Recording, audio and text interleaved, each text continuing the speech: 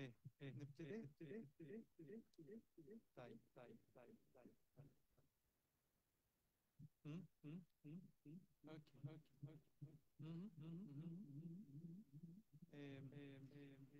So, مساء الخير, good evening to everyone. Good evening.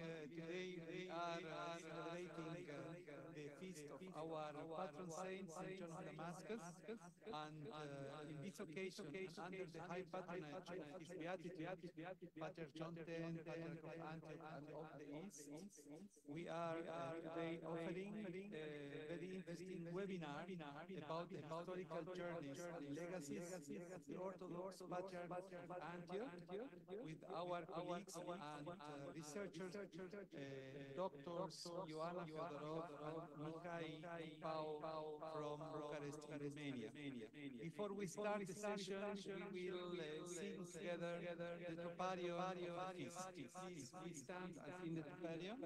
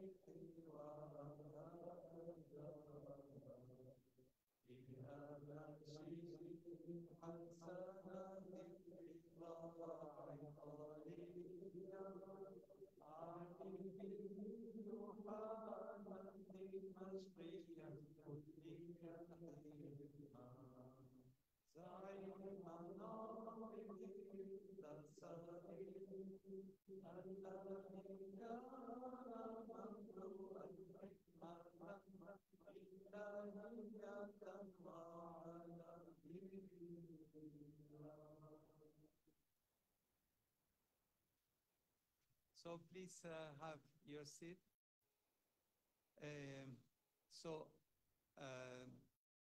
Welcome for our guest. We would like to tell also our guest from Romania and everyone who joined us online through Facebook. We inform you that we are seated here in the main hall of Ignatius IV Hall at the Institute, professors and students together here celebrating this feast after the Divine Liturgy and a beautiful lunch together. We thank both researchers and doctors to be with us today. Dr. Ioana Feodorov, who also had the beautiful attention of having present the flag of Lebanon, celebrating with us this connection of this special day today, and also Dr. Mihai Ţipău. I will introduce both researchers, and then first will speak Dr. Feodorov, then Dr. Tipau. Dr. Ioana Feodorov was already also, both of them, yes?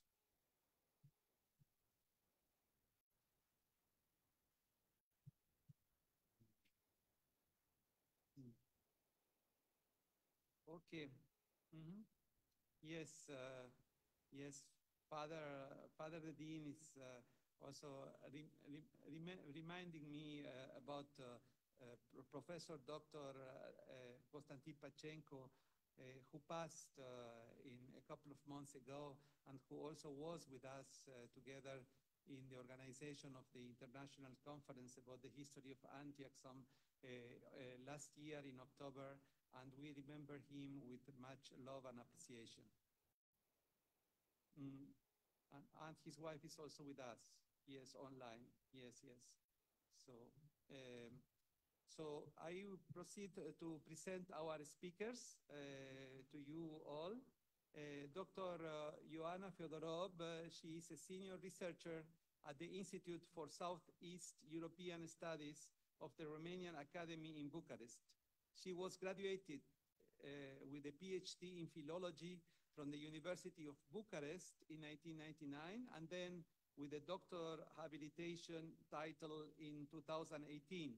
Her main fields of research are the Romanians' contribution to the beginning of printing in Arabic types, Arabic texts that document the historical connections between Romanians and Arab Christians in the 16th to the 18th century, and the 1705 Arabic version of Dimitri Cantemir's Diwan, cataloging the Arabic manuscripts in Romanian collections. She leads an international team working on a complete annotated Arabic edition and English translation of Paul of Aleppo's journal of his travels between 1652 and 1659 as a companion of his father, Macarius III, Patriarch of the Church of Antioch and of the East. She has a long series of publications in very much renowned and important series of articles and editing houses for her books. On the other side, Dr. Mihai Ţipău, he is a PhD holder in history from 2006 from the University of Bucharest, and another PhD in political sciences from 2005 from the University of Athens. He is a scientific researcher also at the same institute like Dr. Feodorov. His main areas of research are Byzantine and post-Byzantine history, Greek historical writings of the medieval and early modern period.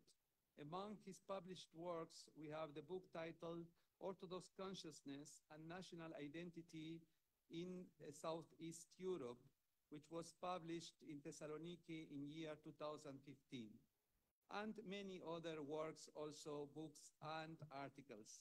The titles of our webinar today is Historical Journeys and Legacies of the Orthodox Patriarchs of Antioch. And then the first contribution of Dr. Feodorov is Romanian Journeys of the Patriarchs of Antioch and their outstanding outcomes, while the second presentation by Dr. Tipau is Sylvester of Antioch, Life and Achievements of a Christian Orthodox Patriarch. So, dear speakers, dear colleagues, now the floor is yours. Thank you for being with us.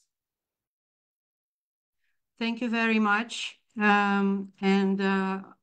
Please confirm to me that you can hear me and that you are seeing the first slide of my presentation. Yes, please. Yes? Okay. Reverend Fathers, esteemed colleagues, and kind audience, I'm very grateful to the Right Reverend Archimandrite Jack Halil, the Dean of the St. John of Damascus Institute of Theology, for allowing myself and my colleague Mihai Ţipău to be together with you on the patron saint's feast, on St. John of Damascus's feast today, whom I first of all pray that everything goes well and we can celebrate his feast day together, which is an honor for us and a joy. As you see, I have the flag of Lebanon behind me. I am in the unofficial club or association of Lebanon's friends, and I will be there until I die. So thank you for allowing me to be here today. My aim today is to speak about three patriarchs of the Church of Antioch, all active before the division of 1724, whose visits to the Romanian principalities left significant marks, both historically and materially. My first topic is Patriarch Joachim V Ibn Daoud's brief trip to Moldavia in 1587. As you are well aware, information on the life and travels of Patriarch Joachim can be found with a few historians of the Eastern churches, and especially in the Vatican archives. His memory also lingers in the travel journal of Patriarch Macarius III Ibn Zaim, written by his son and companion Paul of Aleppo, especially in the introductory part on the bishops of the Church of Antioch from its origins to 1647, a section included in Volume 1 of Paul of Aleppo's journal, which I have recently published with Brill in cooperation with Julia Petrova, Mihai Ţipău, and Samuel Noble. As for modern sources, I have made particular use of the works of the Russian historian Konstantin Panchenko, a colleague and friend who died this year at the age of 56, to whom I dedicate my talk today. Relations between the Church of Antioch and the Orthodox Christians of the Romanian lands began with the visit of Patriarch Joachim V to Moldavia at the end of the 16th century. In 1574, Dorotheu Simdau was a Metropolitan of Tripoli, and he was playing an important role in church diplomacy. Living in Jerusalem for a while, he established relations with Ruthenian Orthodox monks residing in the Holy Land, which he would later capitalize on. As you know, Patriarch Michael VII was enthroned in 1576. In 1582, however, the Syrian Christians rejected his leadership and elected as Patriarch Dorotheu Simdau, named Joachim V. During the ensuing battle of the two patriarchs, the Antiochian Church was burdened with debts. To keep his see, Joachim V promised the Ottoman authorities more than he could pay. His debts and those of the Patriarchate were not the only reasons he decided to travel to Europe. In his time, the Jesuit missions were at the beginning of their efforts to bring the Arabic-speaking churches into the Union. In instructions issued on March 3, 1578, Cardinal Antonio Carafa, patron of the Maronites in Rome, recommended to the Jesuit missionaries Toma Raggio and Giovanni Battista Eliano that on their return to Lebanon, they should endeavor to win other nations, such as the Greeks, Jacobites, and Nestorians, to Catholic dogma. Their mission was to demonstrate to all Eastern Christians the justice of union with Rome for the glory of God, but also so that they could send their children to study in Roman colleges and have access to the authority of the Pope and the printing press. In the summer of 1584, Leonard Abel, sent by Pope Gregory XIII, met Joachim V in a village in the Bekaa Valley. Joachim could not come into conflict with the Catholic world. He greeted Abel warmly, but evaded the proposal to accept the union. For Catholic diplomacy, the refusal of Patriarch Joachim V to continue negotiations meant the failure of the mission. The pastoral term of Joachim V is recalled as a fertile period of Christian Arabic literary activity and church diplomacy. In response to the actions of the Jesuit missionaries, Arabic-speaking scholars produced anti-Latin tracts, and pro-Latin faithful wrote epistles to Rome. Konstantin Panchenko called the literary and epistolary output of the late 16th century the initial phase of the Melkite Renaissance. The trip to Constantinople did not help Joachim, as there were also internal conflicts there that prevented him from getting any help. On March 10, 1585, he participated in the enthronement of the ecumenical patriarch Theolept II. Then, on April 23rd, together with him and Patriarch Sylvester of Alexandria, Joachim met the Russian ambassador Boris Petrovich Blagovo, who had been sent to Constantinople by Tsar Fyodor I in July 1584 with alms for the ecumenical patriarchate and the Athonite monasteries. He also met Metropolitan Joachim of Bethlehem, who had just returned from Russia. These contacts probably determined him to plan a trip to the Tsar's court in search of financial and political help. Before leaving for Europe, Patriarch Joachim prepared for his journey by corresponding with the Ruthenian clergy in the multi-confessional and multi-ethnic city of Lviv.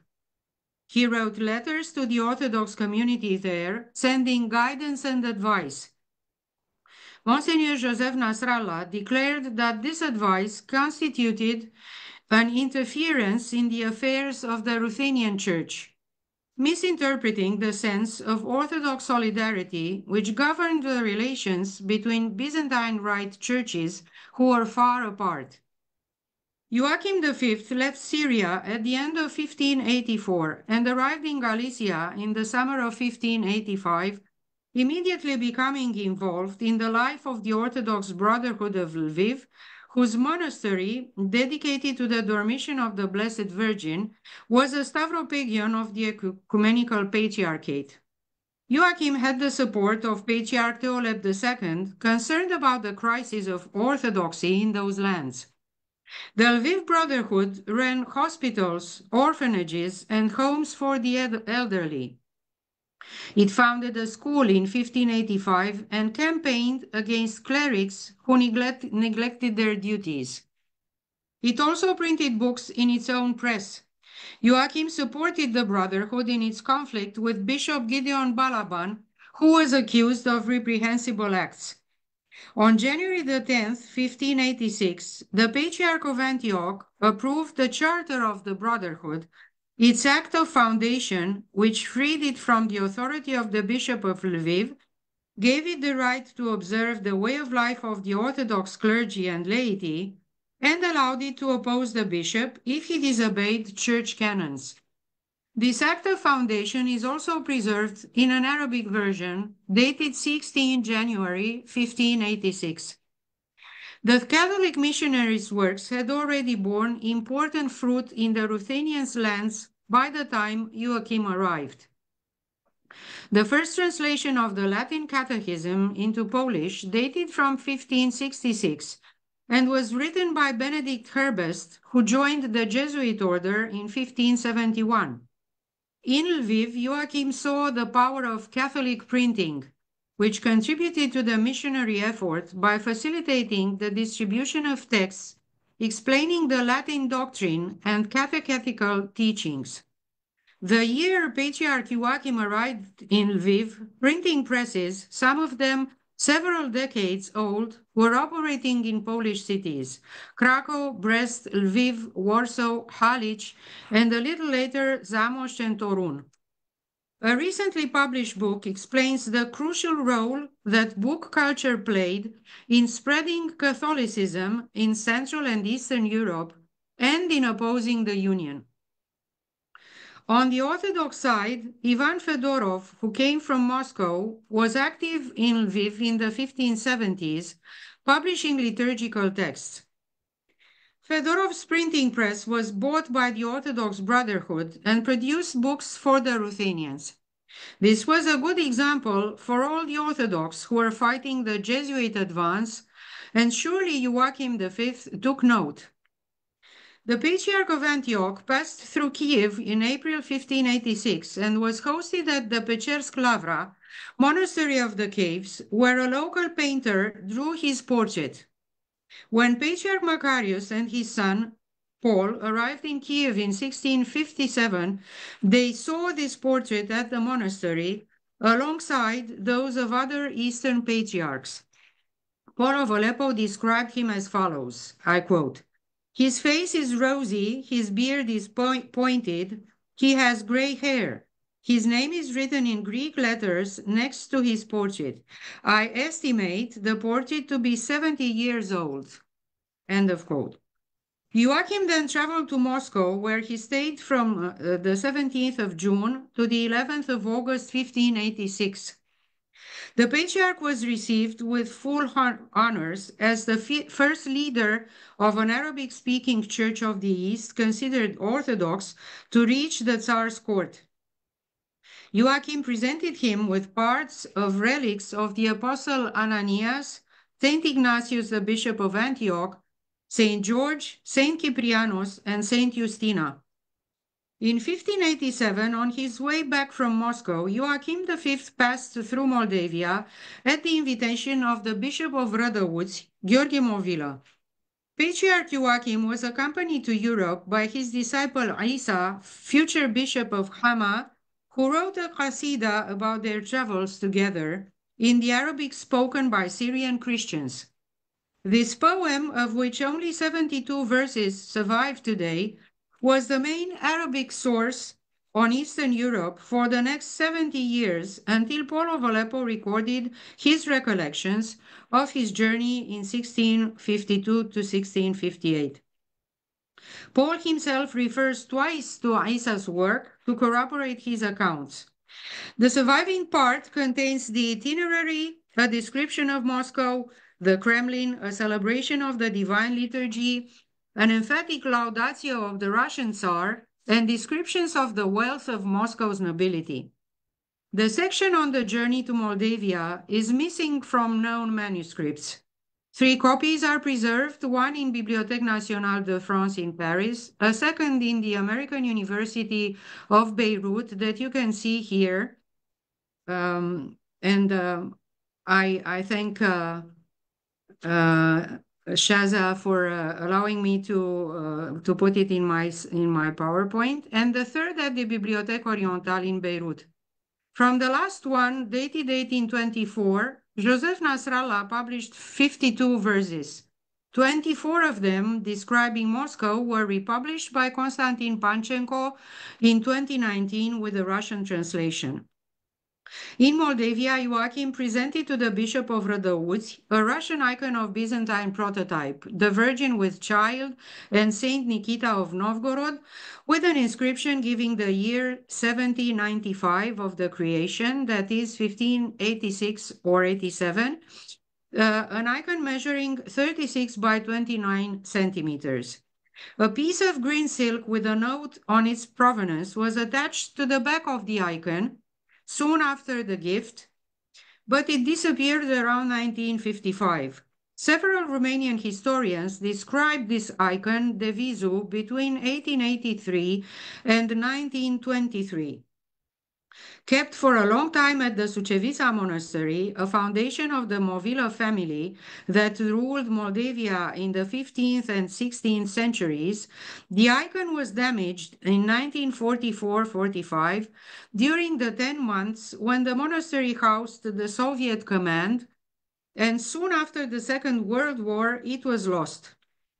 A recent search conducted at my request in the Sucevița Monastery storage led to the recovery of the icon in December 2019, but you see that it is very damaged. The icon has not yet been studied by a Byzantine art historian. In the Sucevița Monastery Museum, there is also a complete Slavonic manuscript of the Gospels, seemingly copied in Moldavia in the second half of the 16th century, which, according to the monastery tradition, was the second gift of Patriarch Joachim V. The manuscript is elegantly calligraphed and originally had 4 beautiful miniatures of the evangelists, lost before 1903. It is reasonable to believe that the Patriarch received this manuscript while on his journey and decided to present it to Gheorghe Movila because he had a long journey ahead, and the Gospel, copied in a language unknown in Syria, in Cyrillic script, would not have been of much use to him in Damascus. To conclude this section, Joachim V's short trip to North Moldavia was due to his interest in establishing the widest possible network of relations with sister Orthodox churches. The second Patriarch of Antioch who set foot on Romanian land was Macarius III ibn Zaim.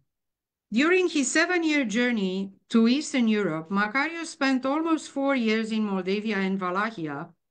The information provided by merchants and pilgrims about the Christian lands of Eastern Europe, where the Sultan's authority was less strong or applied in less oppressive ways, revealed a vision of freer lands where the population, predominantly Orthodox, enjoyed political, social, and religious rights.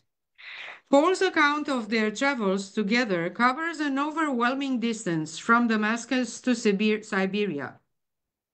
In Moscow, at the Tsar's request, Macarius's portrait was taken. It is preserved today in the unique manuscript called Tituliarnic, although possibly not very similar to his true appearance, as Vera Chentsova tried to explain in a published article of hers. In form of the generosity of the rulers and boyars of the Romanian principalities, whose donations to the monasteries of the Holy Land, Rumelia and Mount Athos, were known all over the Christian East, Patriarch Macarius intended to go to them in person.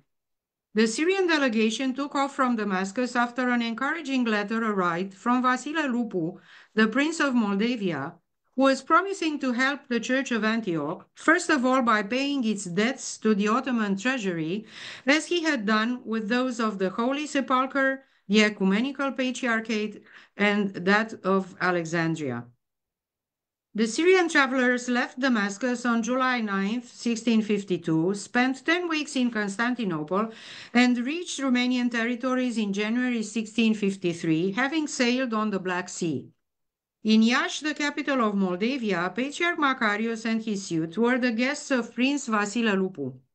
They visited monasteries and convents and watched the battles between this prince and Gheorghe Ștefan, ending in the victory of the latter. In mid-October 1653, Patriarch Macarius headed for Wallachia, where he was hosted by Prince Matei Basarab at the court of Târgoviște, spending the winter holidays there. During their stay at court on April 9, 1654, the prince died, and the Syrians witnessed the enthronement of the new ruler Constantin Șerban. In June 1654, they crossed the Moldavian border, heading for Kiev, and followed the road to Moscow. Back in Iași in August 1656, they remained in Moldavia a couple of months and then left for Wallachia. They headed then for Bucharest in 1657, where they spent nearly 1 year. In 1658, Patriarch Macarius and his suite watched the Ottoman troops overthrow Constantin Șerban and install in his place Mihnea III Radu, who had sworn allegiance to the Sultan. The devastation impressed Patriarch Macarius, who described it in a dramatic passage of his Majmul Latif.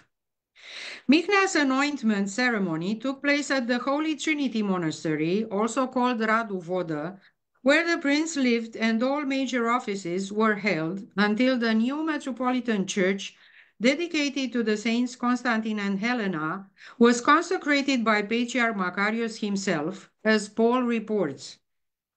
The Patriarch and his suite left the Romanian lands on October 13, 1658, sailing on the Black Sea along the coast of Dobrogea and present-day Bulgaria. But before the travelers received the prince's permission to depart, the prince insisted that the church be consecrated by Patriarch Macarius, although the building was not completed. Undoubtedly, Macarius III was seen by his hosts in Wallachia and Moldavia as an Orthodox patriarch worthy of all honor and esteem, whose contribution to solving local issues of a spiritual, judicial, or political nature was eagerly sought after.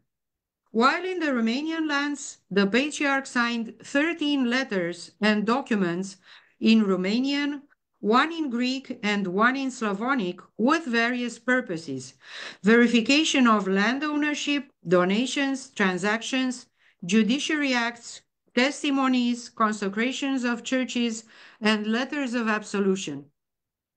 The Patriarch kept in touch with Wallachia after his return to Damascus. In 1659, he appealed to the Prince Mihnea III Radu, who helped him free his nephew, Peter John, or Christopher, after he was taken prisoner by the Pasha of Silistra, while heading for Moscow with a message and 2 horses as a gift for the Tsar.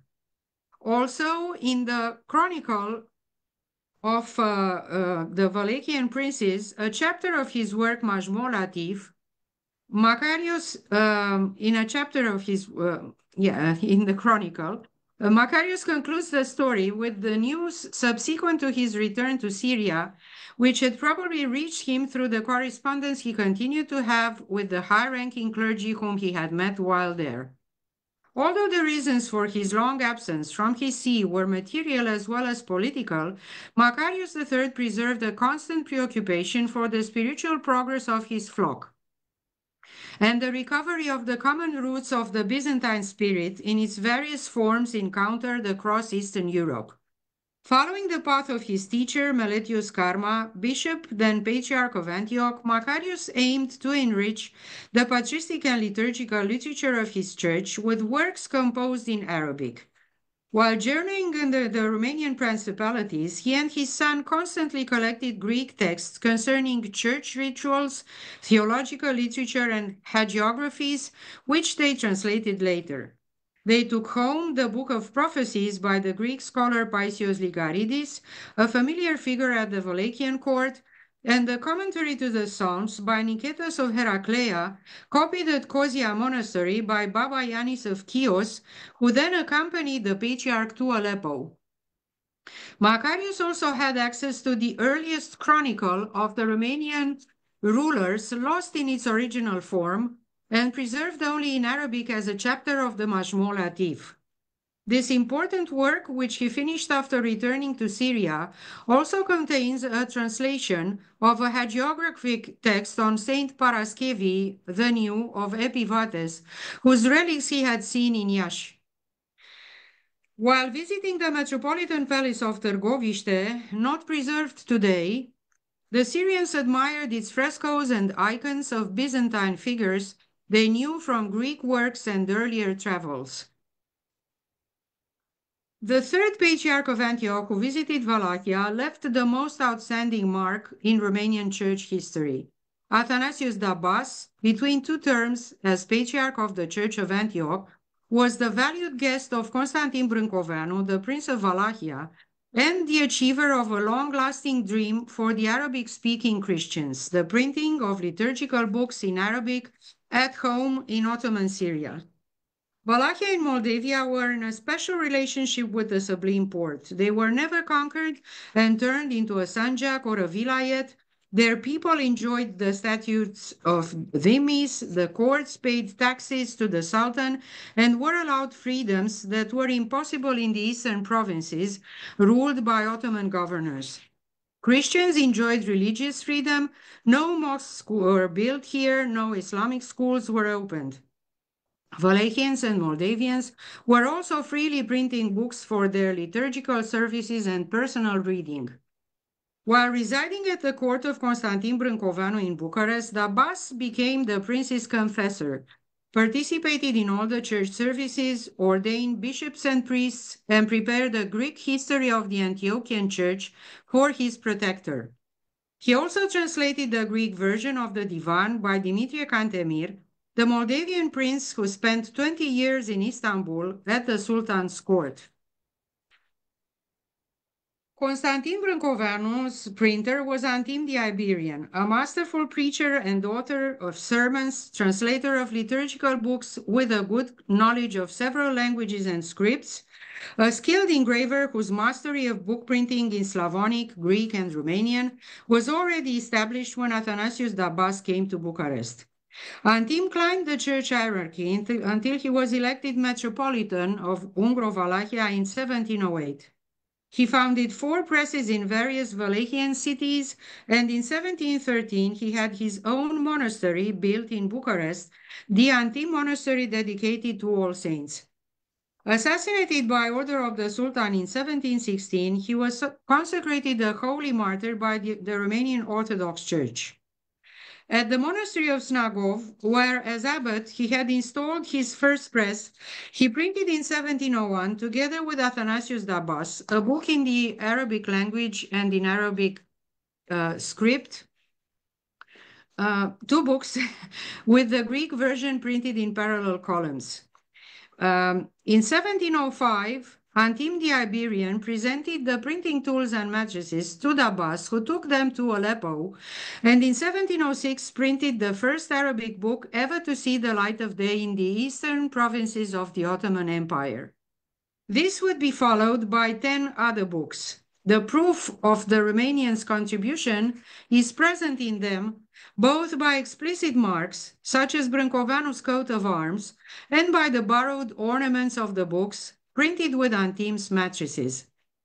In 1708, as part of the print run of the Gospel of 1706, was not bound and distributed to the parishes, the Abbas approached one of Brâncoveanu's allies, Ivan Mazepa, hetman of the Cossacks, who financed the binding of the remaining copies.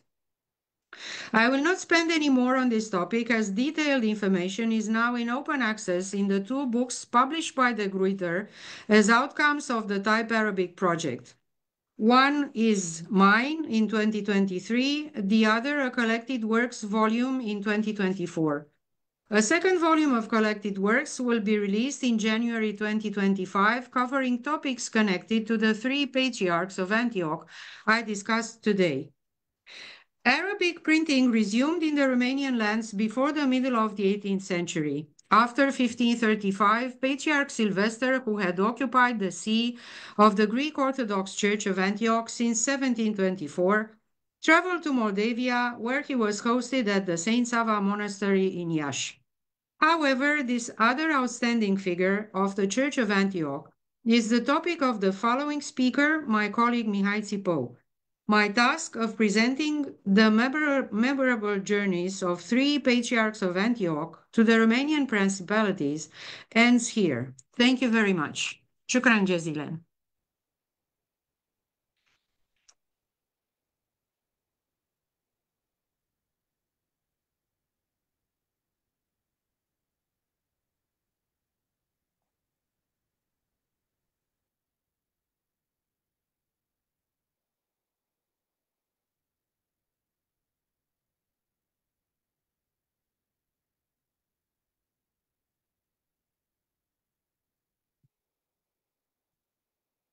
So, hello?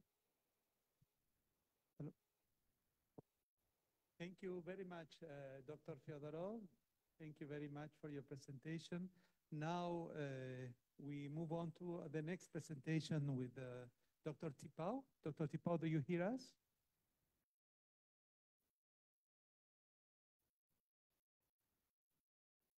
Is Dr. Tipau connected? Maybe your microphone is off. Do you hear me now?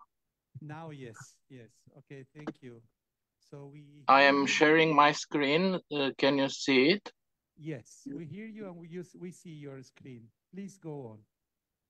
Thank you very much. On September 24th, 1724, in the St. George Patriarchal Cathedral in Constantinople, the Protosynkelos Sylvester was ordained bishop and then elected Patriarch of Antioch and the entire East. It was the beginning of Sylvester's long and diverse activity in the service of the Orthodox Church. One of my tasks in the TYPARABIC project was the research of the sources about the life and activity of Patriarch Sylvester of Antioch. The reason for initiating this research was simple. Sylvester was, among others, one of the promoters of the Arabic printing. The result of this research was a book to be published soon on open access as the third volume of the series Early Arabic Printing in the East, supervised by Dr. Ioana Feodorov with the Gruyter Publishing House. Who was Sylvester of Antioch?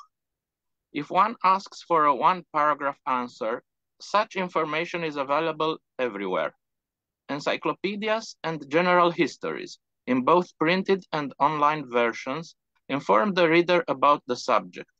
But are they reliable? And more important, are they complete? Well, this is another question.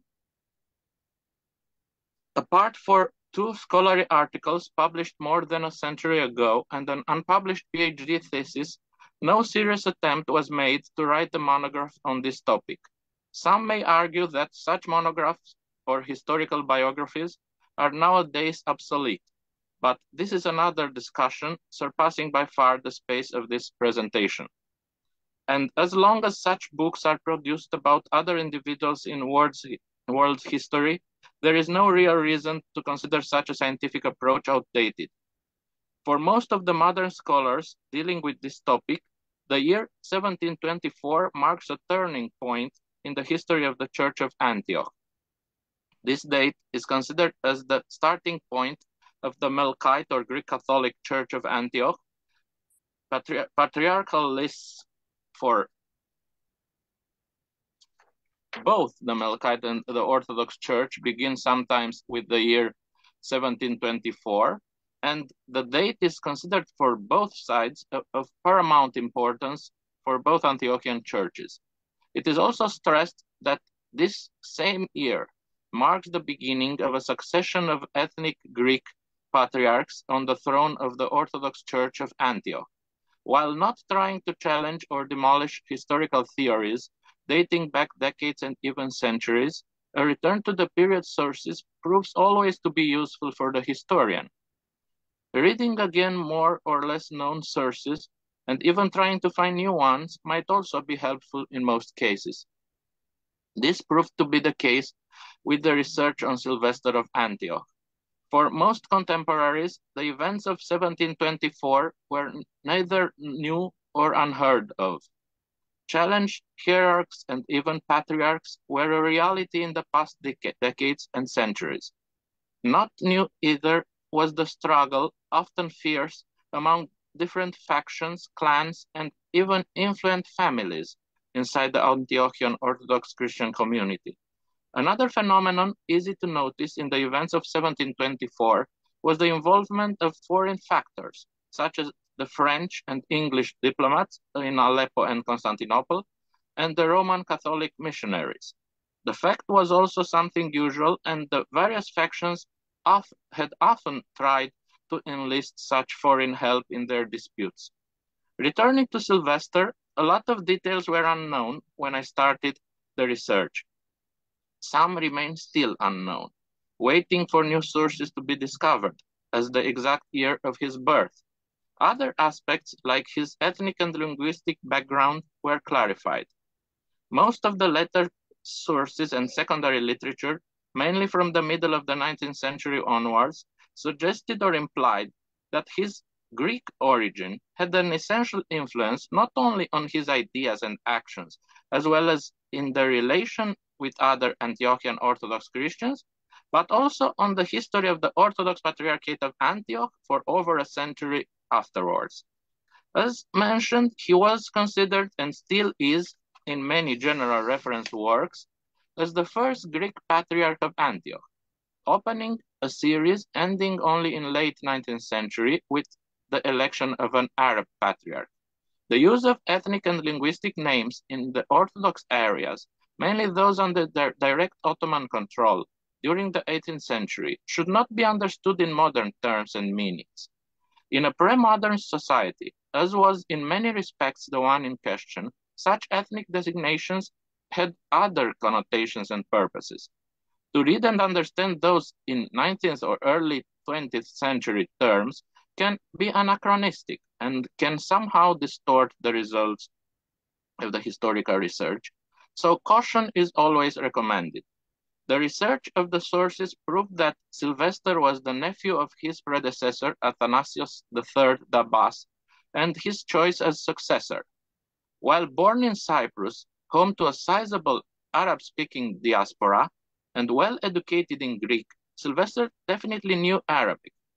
He maintained correspondence in Arabic, published books only in Arabic, suppressing the Greek texts in Dabas' books, and sometimes placed Arabic inscriptions on the icons he painted. As for the sources, in the beginning of the research, I was aware of 2 codices containing Sylvester's correspondence. During the research, a third one emerged and provided a wealth of unpublished material for the Patriarch's biography. The 3 manuscripts provide an almost complete image of the challenges faced by Sylvester during his time in office, as well as an almost unexpected insight in his other interests, such as printing and painting. Additional sources were Western diplomatic reports and documents in the Ottoman archives dealing with Sylvester relations with the central authorities. An addendum of my book lists 318 letters and documents issued by or sent to Sylvester of Antioch. Most of them are in Greek and are still unpublished. They are a rich source of information for Sylvester's time in office. In regard to Sylvester's printing activity, the research proved equally fruitful. For a long time, there were only 2 books printed at Sylvester's request available for research, with several others mentioned in the scientific literature but apparently missing. Shortly before the TYPARABIC project, 3 more books were located and described by Dr. Ioana Feodorov. During the research for the biography as part of the same project, it became clear that Sylvester printed at least 9 books in Iași, Bucharest, and Beirut, and maybe also in another yet unknown location. All the books printed at the initiative of Sylvester of Antioch are bibliographical rarities, the number of the surviving copies being extremely limited. In fact, many of them are known in only 1 or 2 copies, sometimes incomplete. In Iași, Sylvester published 3 books in 1746 and 1747, the Book of the Divine Liturgies, 2 polemic treatises, and the Lord's Supper by Eustratius Argentis. From the Bucharest Arabic printing press, there is a book of Psalms and the Acts of the Synods in Constantinople, both published in 1747. An Arabica Cathistos was published probably later in Wallachia or Beirut. The printing press in Beirut produced a Book of Hours, a Book of Psalms, and perhaps the Book of Divine Liturgies in 1751-1753. Apart from books, Sylvester of Antioch also printed Antimensia in several locations, as well as letters of absolutions in Greek, Arabic, and Romanian. All these are sources and they were described in the monograph. During his time in office, Sylvester traveled extensively in his eparchy, but also in Asia Minor, the Balkans, the Aegean Islands, Cyprus, Moldavia, and Wallachia, while spending a lot of time in Constantinople. The Patriarch developed relations with the Greek elite in the capital, the so-called Phanariots, who held important state offices like that of Grand Dragoman, and were also appointed ruling princes of Wallachia and Moldavia. Among those who supported Sylvester were Nicolaus, Constantine, and John Mavrocordatos, and Gregory II Gykas.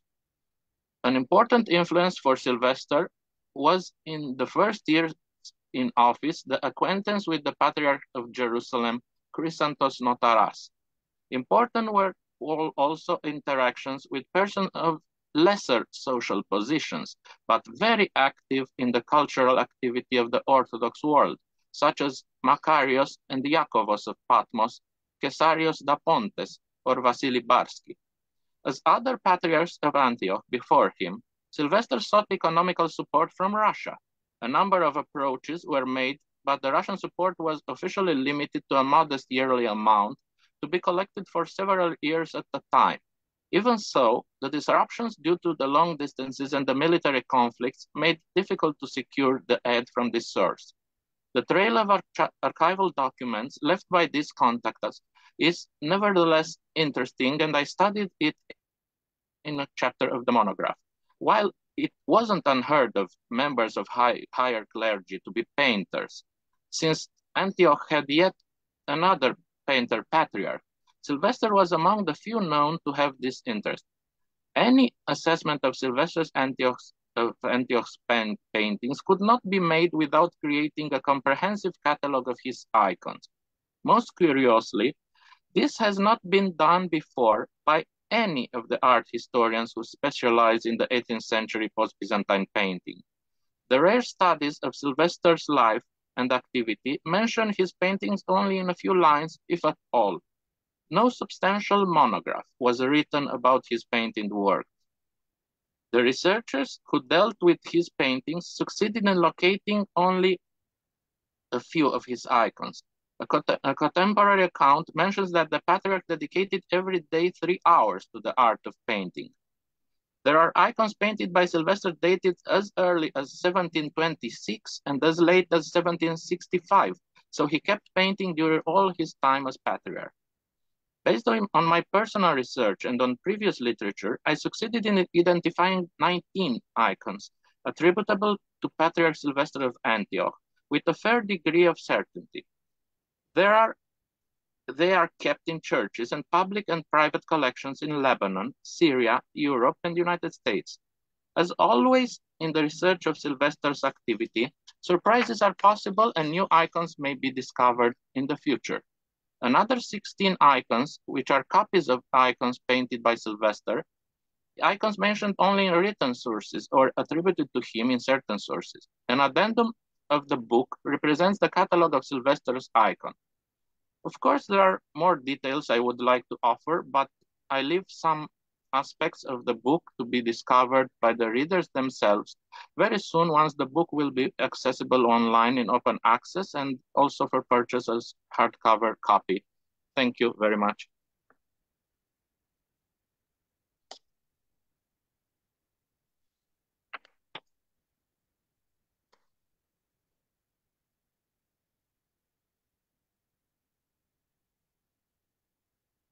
Okay.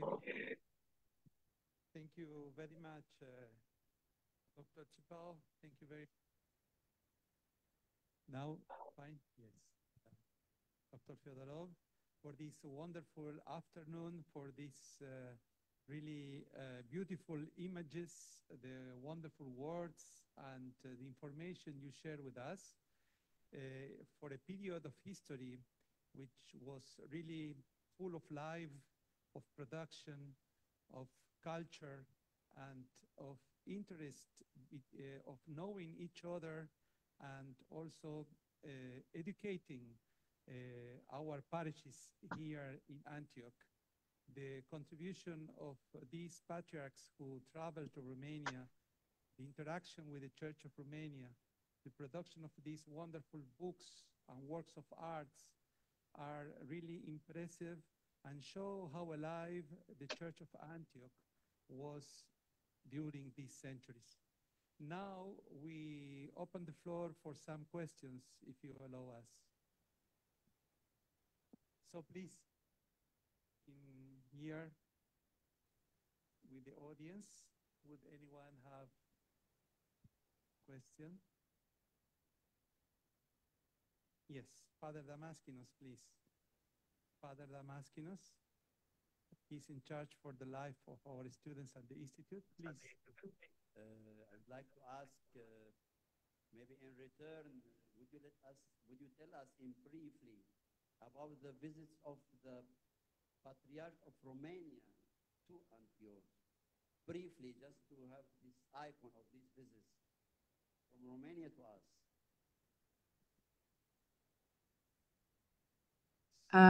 The visits, if I understand well, visits of Romanian patriarchs to Lebanon, I guess, and Syria.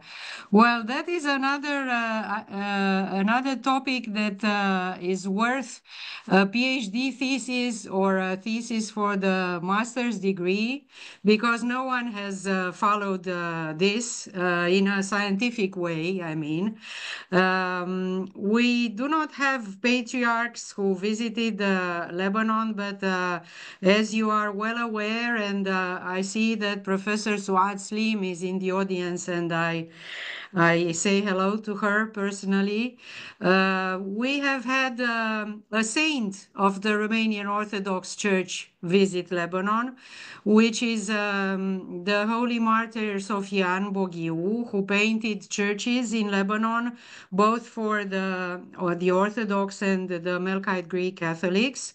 And in a journal that was recently published, he has beautiful pages about his long stays in Deir el-Harf, the way he saw the Church of Antioch from his standing point on the in church while painting frescoes, and the people he met, including his Eminence Metropolitan George Hodr. He has wonderful pages about their meetings, and the Romanian priest priest who lived in Lebanon for a long time, Andrei Scrima, who was a professor at Université Saint-Joseph. So in the 20th century, we have some testimonies that reveal the connection between Lebanon and Romania. And for the rest, we need to go back to the archives of the Saint Synod in Bucharest and see whatever we can find. And that's a new research that I encourage you to start. We are here and we will be happy to help. Thank you. Thank you, Doctora. Please, Father Jack. First, I would like to thank our two very special guests today in the feast of our Saint Patron. And I will express my gratitude and also the gratitude of all professors and students who followed these two conferences. And I would like to make a question to Dr. Tipau, who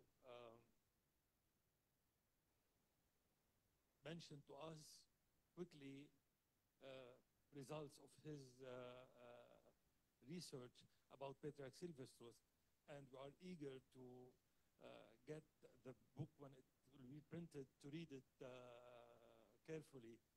But may I ask you to give us more details about the relationship between Patriarch Sylvester and his predecessor, Patriarch Athanasius, how it was proven that he is his nephew, and about his Arabic origin, if I understood well, that he was an Arab of the diaspora, that he lived in Cyprus. Could you please give us more details to understand better this point? Thank you.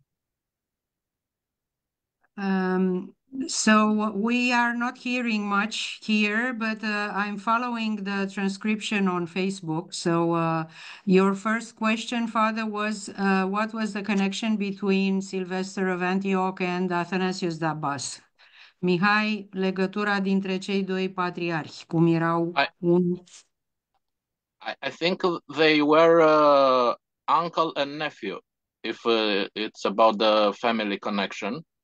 And the spiritual one, he was obviously the spiritual son of Athanasius, Sylvester, and his appointed successor, his choice as patriarch.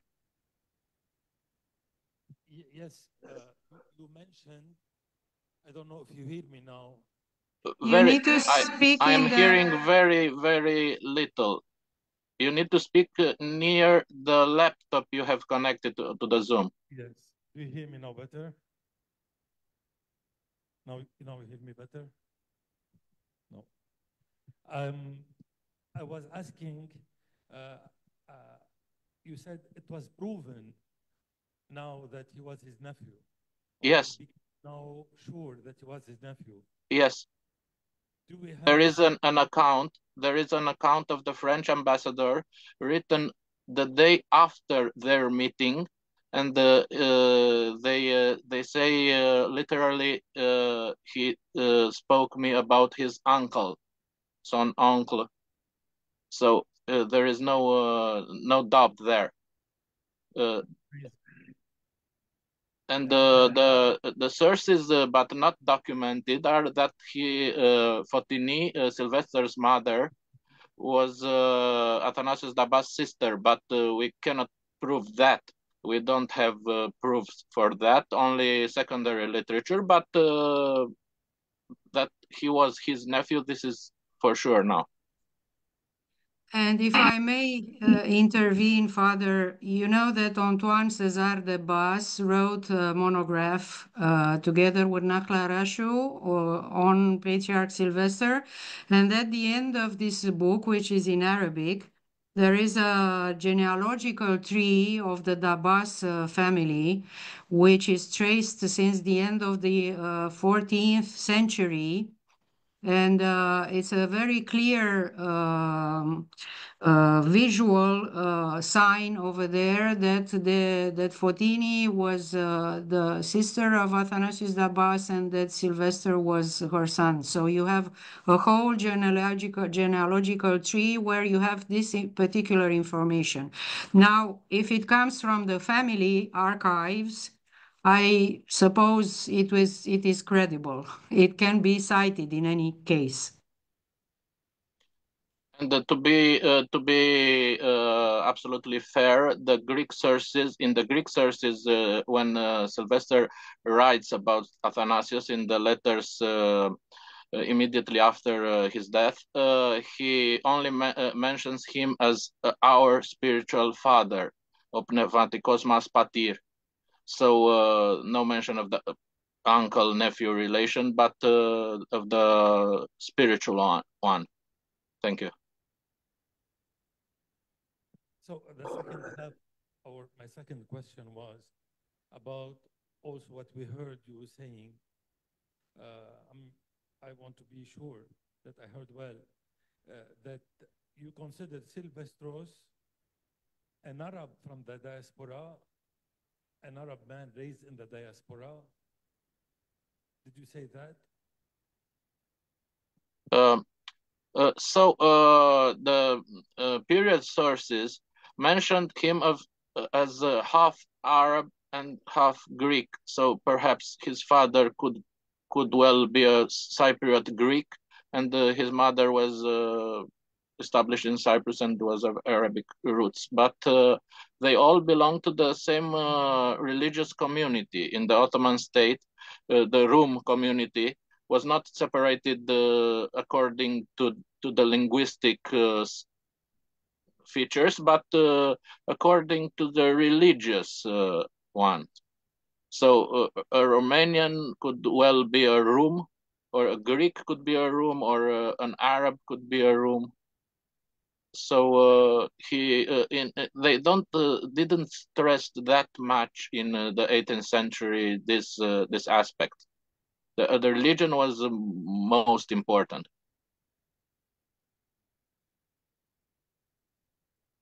Diaspora was used in the sense of the Arabic presence in Cyprus, which was quite sizable. Thank you. Okay, thank you very much.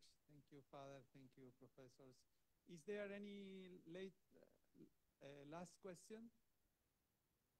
So if not, maybe we finish singing the Troparion to the Dormition of Our Lady.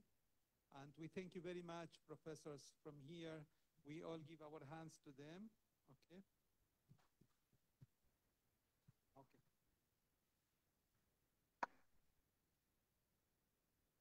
We thank everyone who is present through Zoom and also on the Facebook page. Everyone, they are very welcome, and thank you for being here with us. So we stand and pray.